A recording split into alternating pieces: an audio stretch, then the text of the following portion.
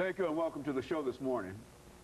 The topic this morning is the implication of the election of President Obama on the African continent. And of course, we're fortunate to have with us to talk about the implication of President Obama's election on Africa, Dr. LMadu. And of course, Dr. LMadu, let me welcome you to the show this morning. Thank you. And to say, Dr. LMadu, there is no way to introduce you to our audience in reference to the continent of Africa, because for the last 20 years, you've talked to us extensively about Africa, everything from the international slave trade up to Sudan and et cetera, and et cetera. So you, in a real sense, need no introduction. I would imagine that if they've seen anything on our show dealing with Africa, you were probably involved in it. And that's why we're so delighted to have you here this morning to talk about this new development in a real sense. As far as many people are concerned, the world turned upside down with Mr. Barack Obama as the President of the United States. Now, what impact would that have on Africa, considering what are some of the current situations in reference to Africa, and the political situations in reference to Africa? Well, in a brief overview, sort of overview of what's going on in reference to that. In Sudan, you still have the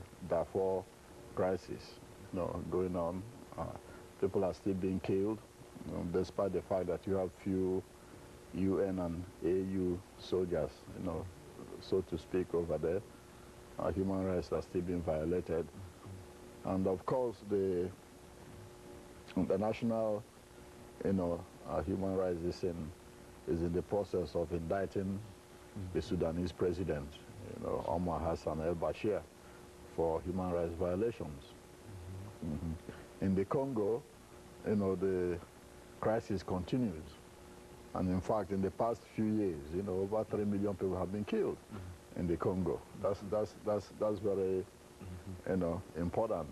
Most people don't even know. It is. Yeah, over 3 million people have been killed in the Congo. So the conflict continues. I mean, a few weeks ago, soldiers from Rwanda, went across the border to the Congo, supposedly at the invitation of the Congolese government to help them dislodge the Hutu rebels who are still making trouble in the Congo. Since the last time in the 90s. Exactly, who are still there. Supposedly they are retreating now, but as they move, they continue killing. In Uganda, you have the Lost Resistance Army, who've been beheading people and cutting arms and all that. They are still terrorizing people, in that neighborhood. In Sierra Leone, the situation, is calmer now, as been before. In Chad, there are problems.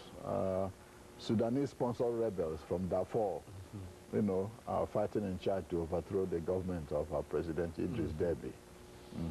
And at the same time, Chad is sponsoring rebels to go and fight in Darfur. So you have areas of continuous conflict in Africa. On the other side, you have some, success stories. Ghana has just completed, a free and fair election in which the opposition, won, something that's very rare on the continent.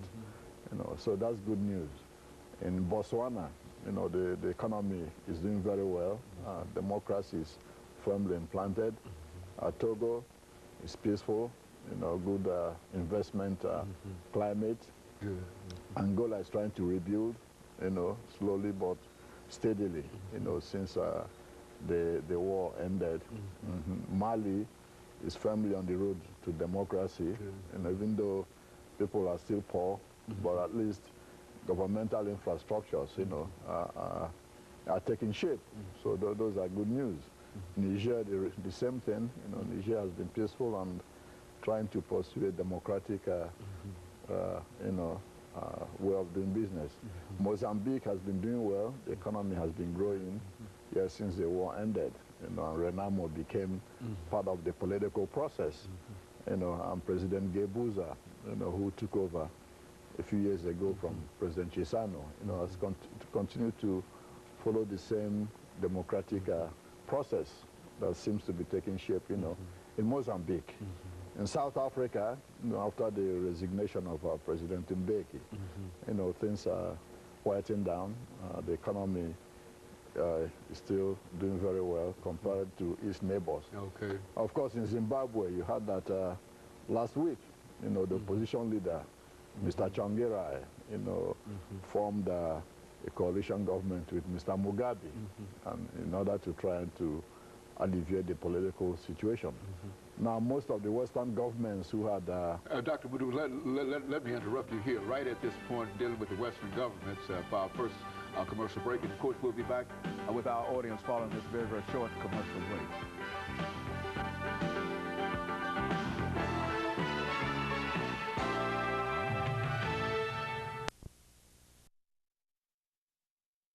The topic is the